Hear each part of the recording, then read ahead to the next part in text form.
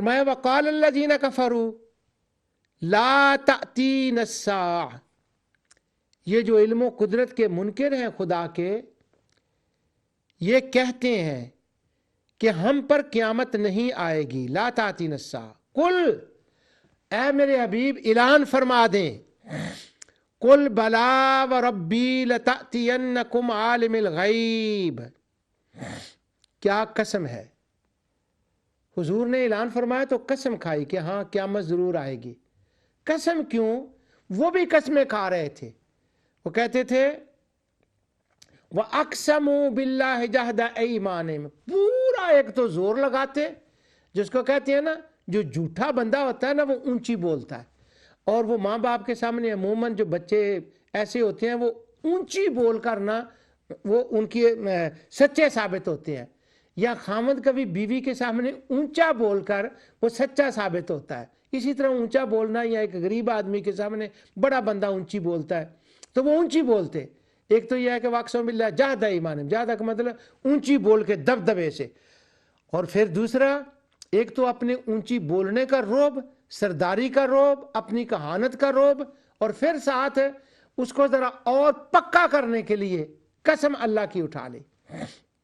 یہ جو اللہ کی قسمیں اٹھاتے تھے نا، یہ ایک حربہ تھا ان کا، اور اس کا راز کھولا ہے حضرت سیدنا صالح علیہ السلام نے سورہ ہود کے اندر، کہ وہ یہ کیوں کہتے تھے واقسم باللہ جا، اور نمل کے اندر بھی، لیکن یہ زیادہ راز کھلا ہے سورہ ہود کے اندر، کہ وہ اللہ تعالیٰ کا اچھا، ایک وہ زور لگاتے، اونچا بولتے، پھر وہ قسم اٹھاتے واقسم باللہ جہد ایمانہم لا یبعث اللہ من یموت، لا یبعث اللہ من، اللہ کی قسم اٹھا کر میں کہتا ہوں قیامت نہیں آئے گی. اب ایک وہ سردار مکہ بھی ہے، پیسے بھی ہیں، اونچا بھی بول رہا ہے، قسم بھی اٹھا رہا ہے، وہ اس انداز سے قسم نہیں قیامت آئے گی. اب یہاں وہ کہہ رہے ہیں، یہاں قسم کا ذکر نہیں ہے، وہ کہہ رہے ہیں نہیں قیامت آئے گی، زور لگا کے کہہ رہے ہیں. اب اللہ تعالیٰ فرماتا ہے اے میرے حبیب تو بھی ذرا زوردار طریقے سے، جو انہوں نے پرسوں قسم کھائی تھی، پرسوں میں اپنی طرف سے کہہ رہا ہوں، یعنی دوسری صورت میں، یہ میرا مطلب ہے، جو پرسوں قسم کھائی تھی نا اس کا جواب میں اعلان فرما دیں. اب حضور ارشاد فرماتے ہیں اللہ کی تعالیٰ کی طرف سے قل بلا وربی لتأتینکم عالم الغیب، مجھے اپنے اس رب کی قسم ہے، ہاں ہاں مجھے اپنے اس رب کی قسم ہے جو غیب جانتا ہے اور تمام کائنات کا پوشیدہ چیزوں کو وہ جانتا ہے، کیونکہ قیامت ابھی پوشیدہ تھی نا، آنے والی تھی. میں اس اپنے رب کی قسم کھاتا ہوں جو علم غیب جانتا ہے ضرور قیامت آئے گی. تم کیسے کہتے ہو کہ قیامت نہیں آئے گی؟ اب حضور کو یہ قسم کیوں کھانی پڑی؟ حضور کو یہ کیوں کہنا پڑا کہ میرا رب؟ حضور کو یہ کیوں کہنا پڑا کہ وہ غیب دان رب؟ یہ کیوں کہنا پڑا کہ وہ ہر چیز کو جانتا ہے؟ علم کے بارے میں اللہ تعالیٰ نے یہاں فرمایا، اور پھر وہ جو غیب ہے اللہ تعالیٰ کا علم ہے، ضرور آئے گی. اور پھر آگے وضاحت دیکھیں. ابھی بھی تیمیون کہیں گے نہیں نہیں نہیں نہیں نہیں نہیں، ان کا عقیدہ اللہ کے علم کے بارے میں بالکل ٹھیک تھا. اب یہ آخرت کے بات ہو رہی ہے. فرمایا لا یعزب عنہ مثقال ذرۃ فی السماوات ولا فی الارض ولا اصغر من ذلک ولا اکبر الا فی کتاب مبین. اللہ تعالیٰ سے ایک ذرے کے برابر بھی کوئی چیز پوشیدہ نہیں. یہ حضور قسم کھا کے بتا رہے ہیں اور اپنے رب کی شان بتا رہے ہیں. نہیں جی وہ تو رب کی شان یہ مانتے تھے کہ اس کو ذرے ذرے کا علم ہے. لقمان حکیم نو پتر نو دسن دیاں گلاں لوڑ نہیں سی، حضور کو اعلان فرمانے کی ضرورت نہیں تھی، قسمیں اٹھا کر بتانے کی ضرورت نہیں تھی. یہ تو علم خداوندی کی اگر میں آیت پڑھوں نا تو شاید کئی عمریں لگ جائیں جتنا قرآن میں اس کے اوپر بیان ہوا ہے. لا یعزب عنہ مثقال ذرۃ فی الارض ولا فی السماء، نہ یہاں نہ وہاں، نہ چھوٹی نہ بڑی، الا فی کتاب مبین. یہ بھی علم الہی کی ایک تعبیر ہے کہ وہ اللہ تعالیٰ نے ریکارڈ رکھا ہوا ہے، وہ محفوظ ہے. اور کہاں محفوظ ہے؟ پچھلے پروگرام کو میں نے یہاں پر ختم کیا تھا. وہ کہتے تھے کیسے پتہ چلے گا؟ فرمایا وہ انا علیکم لحافظین کرامن کاتبین یعلمون ما تفعلون، ریکارڈ ہے. تم کیسے کہتے ہو کہ اس کو پتہ نہیں ہے؟ ریکارڈ ہے. ڈیفرنٹ اینگل سے، ڈیفرنٹ سٹائل سے اس بات کو ارشاد فرمایا گیا. اور اگر یہی آیت یہ اصغر من ذالک والاکبر دیکھیں، سورۃ یونس میں دیکھ لیں، انعام میں دیکھ لیں، یہ اسلوب آیا ہے. تو اب قیامت کے بارے میں ان کو کیا مسئلہ تھا؟ ان کو مسئلہ یہ تھا اللہ تعالیٰ قیامت قائم نہیں کر سکتا. کیوں نہیں؟ اس کے اندر طاقت نہیں. اور اگر وہ قیامت قائم کرنا چاہے تو ہمارے خدا قائم نہیں کرنے دیں گے، نعوذ باللہ. فرمایا میرے اندر طاقت بھی ہے، اور اگر میں اس جہان میں کوئی فیصلہ فرماؤں، لیس لہ دافع من اللہ، کوئی اس کو روکنے والا نہیں ہے. اور جب میں قیامت لاؤں کوئی اس کو روکنے والا نہیں ہے. اگر تاریخ کے سٹائل میں قرآن کو دیکھیں تو ان کے عقیدے کی وہ باتیں کھلتی ہیں کہ ان کا کیا عقیدہ تھا، کیا سوالات تھے، ورڈ آف دا اسٹریٹ کیا تھا، کیا لوگ کہہ رہے تھے، اور اللہ تعالیٰ اس کے کیا جواب ارشاد فرما رہا ہے. فرمایا ہر چیز کا وہ جانتا ہے. یہاں پر یہ اتنی بات اگلی آیت پڑھنے سے پہلے دوبارہ اس بات کو ایک بار دیکھ لیں کہ اللہ تعالیٰ نے اپنی اس جہان کی شان کو بیان فرمایا زمین و آسمان کی ایک بات ارشاد فرما کے.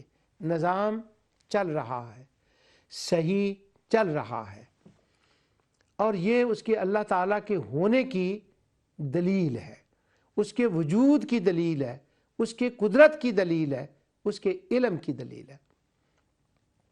امام راضی کی کتاب التوحید جو ہے، توحید، وہ کتاب التوحید یہ نہیں جو ہم توحید کر رہے ہیں، وہ اور قسم کی توحید ہے امام راضی کی. یا جتنے بھی لوگوں نے کتاب التوحید لکھی ہے ان کا یہ موضوع نہیں ہوتا جس پر نور ٹی وی سے یہ بات ازالہ شبہات میں ہو رہی ہے.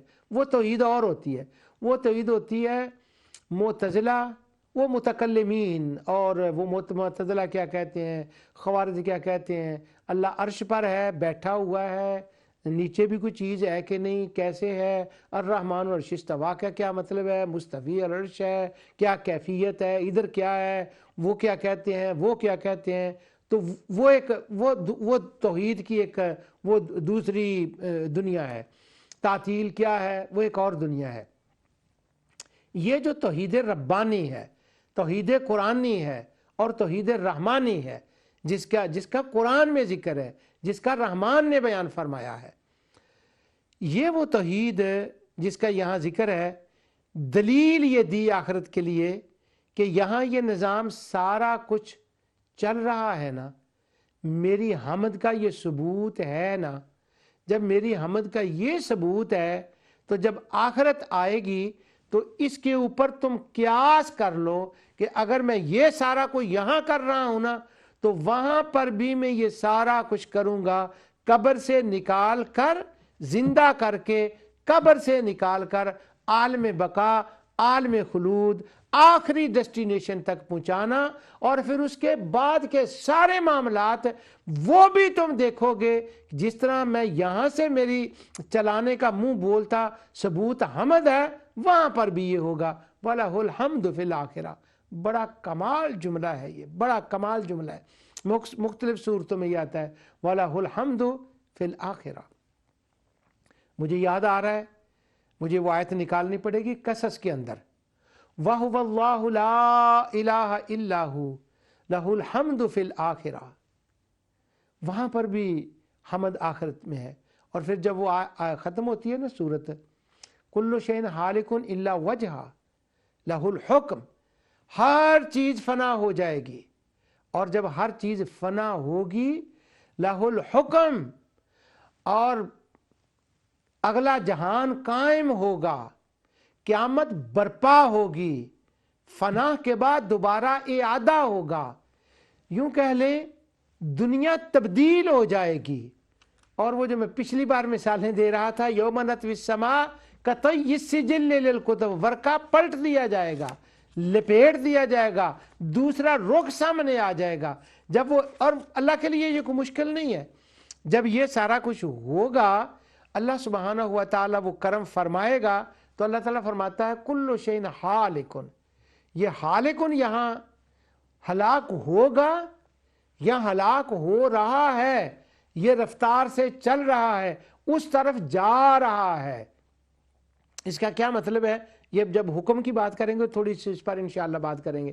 اس وقت یہ ہے کل شیء حالکن فنا، کل شیء حالکن الا وجہ لہ الحکم، بس اس کی ذات باقی رہے گی۔ اور اس سے پہلے وہ آیت گزری ہے آلہہ والی، معنی یہ ہے کہ خدا وہ ہوتا ہے جو ہمیشہ ازلی ابدی قائم دائم رہے، اور جن کو تم نے خدا بنا لیا ہے انہوں نے مر کھپ جانا ہے، انہوں نے فنا ہو جانا ہے، تو یہ خدا کیسے ہو سکتی ہیں؟ کل شیء حالک الا وجہ، خدا وہ ہے جو کائنات کے فنا کے بعد بھی باقی رہے گا۔ کل من علیہ فان ویبقی، یہ دوسرا اسلوب ارشاد فرمایا گیا۔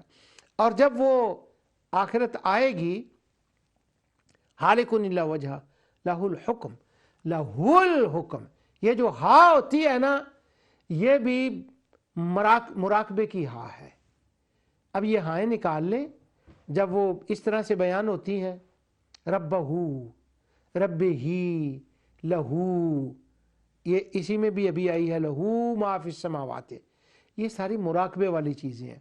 اور مراقبہ قرآنی، یہ مراقبہ قرآنی جو ہے نا، جب ان ہاؤں کے اوپر ہو ہی اس کے اوپر مراقبہ کریں، لہ الحکم، جب وہ آخرت ہوگی فنا کے بعد نیا جہان بنے گا، حکومت کس کی ہوگی؟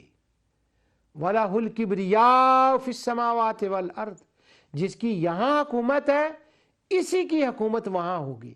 اب حکم کا معنی فیصلہ کرنا بھی ہوتا ہے، حکم کا معنی اقتدار بھی ہوتا ہے، حکم کا معنی کائنات کو چلانا بھی ہوتا ہے۔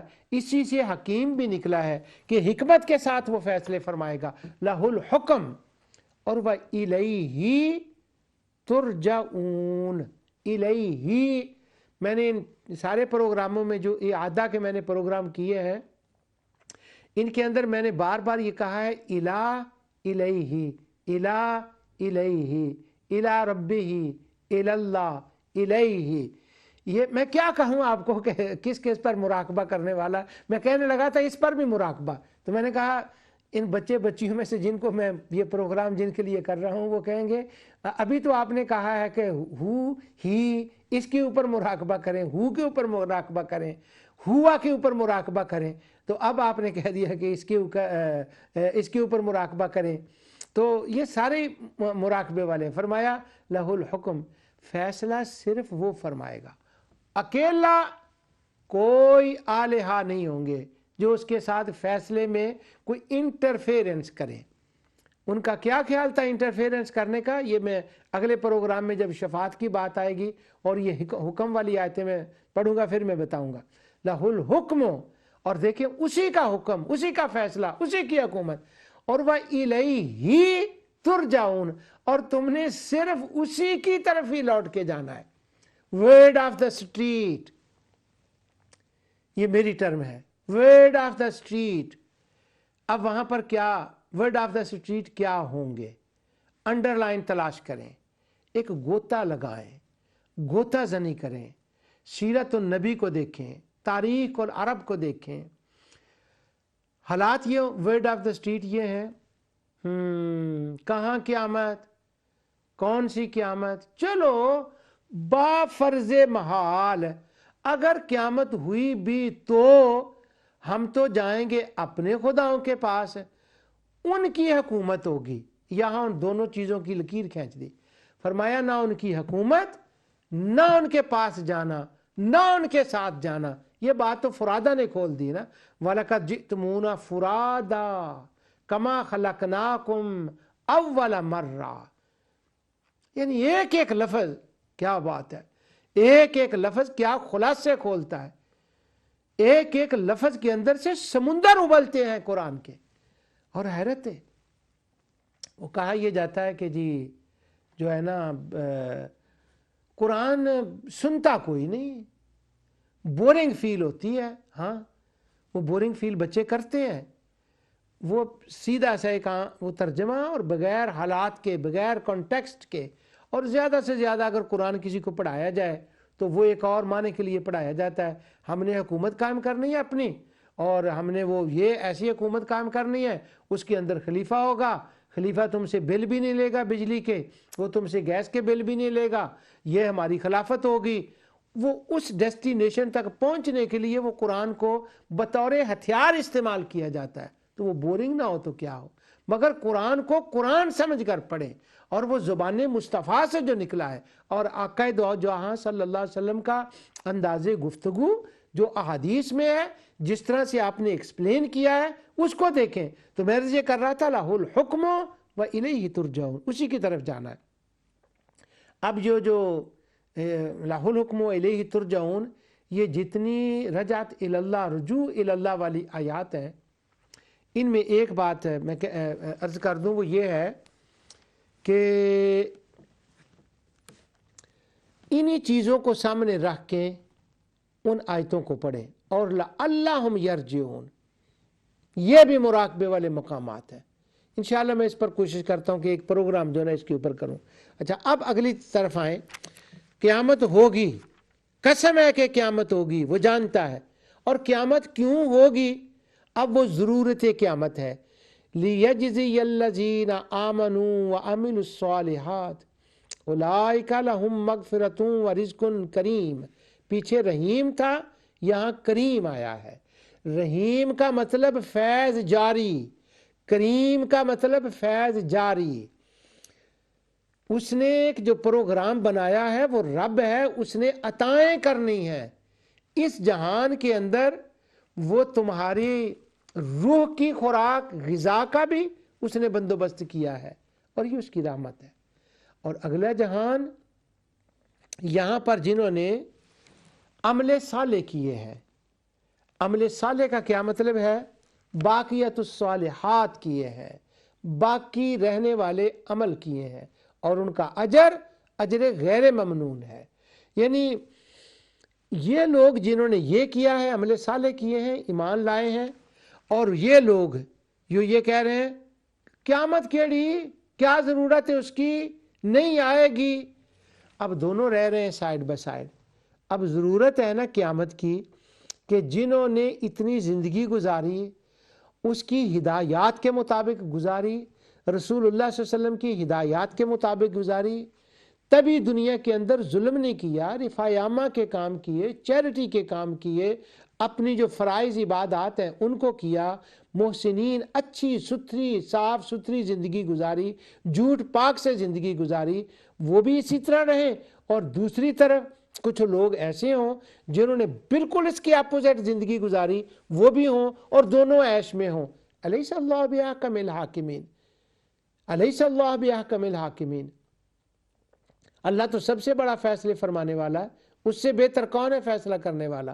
تو اگر وہ دونوں کو برابر ہی رکھے، سوام ماہیا و مماتم سا ما یحکم، ان دونوں کو برابر رکھے، تمہیں جج بنا دیا جائے اور تم دونوں کو دونوں ٹھیک ہے، کتنا برا فیصلہ ہے تمہارا۔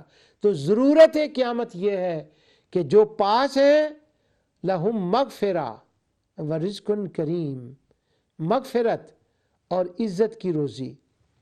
یہ غفور کا لفظ میں نے پیچھے تھوڑا سا کہا تھا، مغفرہ کہتے ہیں جو آپ سر کے اوپر لیتے ہیں، ٹوپی ہو یا کوئی اور چیز ہو، ہیلمٹ کو بھی مغفرہ کہتے ہیں عربی میں۔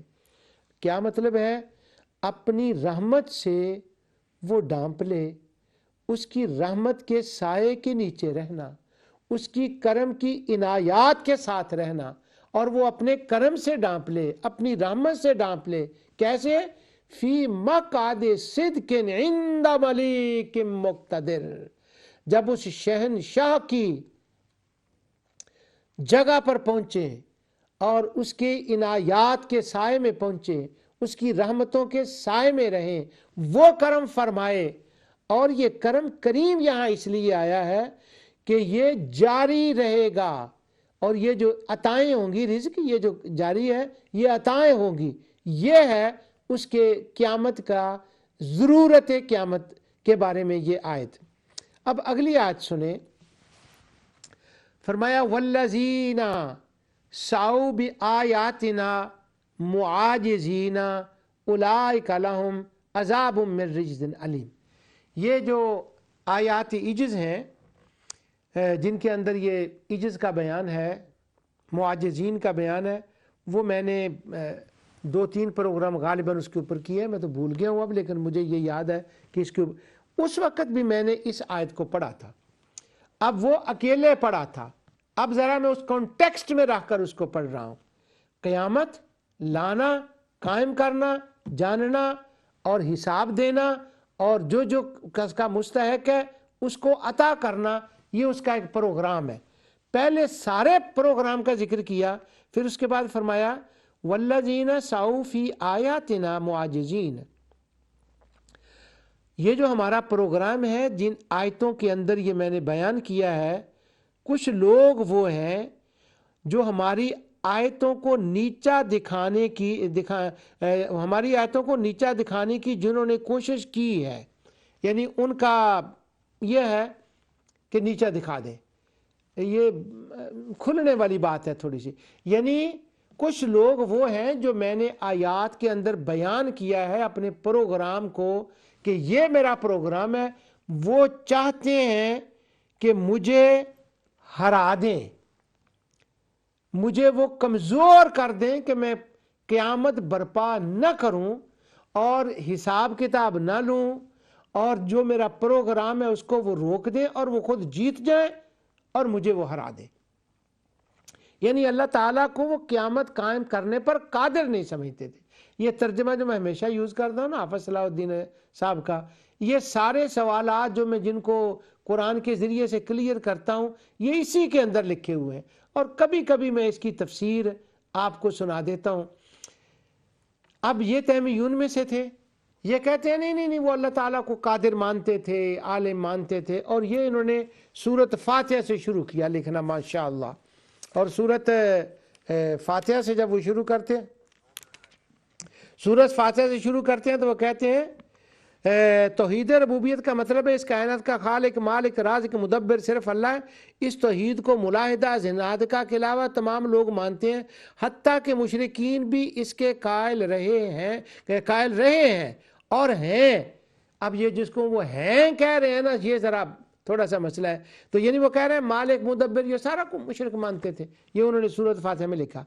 यहाँ पर आकर ना वल्लज़ी सौफ़ी आयातिना, चूँकि यहाँ पर बहुत से मुफस्सिरीन ने इस आयत के तहत ये बात की है, तो मुझे लगता है कि शायद उनकी किसी तफसीर पर नज़र पड़ गई थी, इसलिए उनको ना ये लिखना पड़ गया। वो कहते हैं इसकी तफसीर में वल्लज़ीना सौफ़ी आयातिना मुआजिज़ीना की तफसीर में कहते हैं, यानी हमारी इन आयतों के बुतलान और तकज़ीब की जो हमने पैगंबरों पर नाजिल की, मुआजिज़ीन ये समझते हुए कि हम उनकी गिरफ्त से आजिज होंगे। जिंदाबाद, देखें हक कहाँ कहाँ बोलता है, हम उनकी गिरफ्त से आजिज होंगे। यानी अल्लाह, क्योंकि उनका अकीदा था कि मरने के बाद जब हम मिट्टी में मिल जाएंगे तो हम किस तरह दोबारा जिंदा होकर किसी के सामने अपने किए दरे की जवाबदेही करेंगे। उनका ये समझना गोया इस बात का ऐलान था अल्लाह ताला हमारा मुआखजा करने पर कादिर ही नहीं होगा। वाह, बस बात खत्म। इसके बाद तो मैं अगर कोई प्रोग्राम ना भी करूं तो बात खत्म होगी। हाफिज सलाहुद्दीन अयूबी ने लिख दिया, अयूबी अस्तगफिरुल्लाह, हाफिज सलाहुद्दीन यूसुफ ने लिख दिया। वो नाम ऐसा है ना कि वो उस तरफ ध्यान चला जाता है कि वो अल्लाह ताला को कादिर नहीं मानते थे, और वो कहते थे अल्लाह ताला हमारा मुआखजा करने पर कादिर नहीं है, उसकी कुदरत ही नहीं है, इसलिए क़यामत का खौफ हमें क्यों है। वो क़यामत, यानी उन्होंने ये कर लिया था, ये तो खैर अलग बात है कि खौफ था या नहीं, लेकिन उन्होंने ये कहा कि क़यामत पर कादिर नहीं है। मैंने चंद सूरतों के एक नमूने दिखाए हैं, मक्की सूरतों को पढ़ लें, सभी के अंदर यही मजमून इसी तरतीब से चल रहा है। अगले प्रोग्राम में इंशाअल्लाह अल्लाह ताला ने चाहा हुक्म और जो है ना शफात और एक और मसला उसके दरमियान में है, इंशाअल्लाह उस पर गुफ्तगू करेंगे। जो कुछ मैंने कहा अल्लाह ताला इसे कबूल फरमाए। वमा अलैया इल्लल बलाग।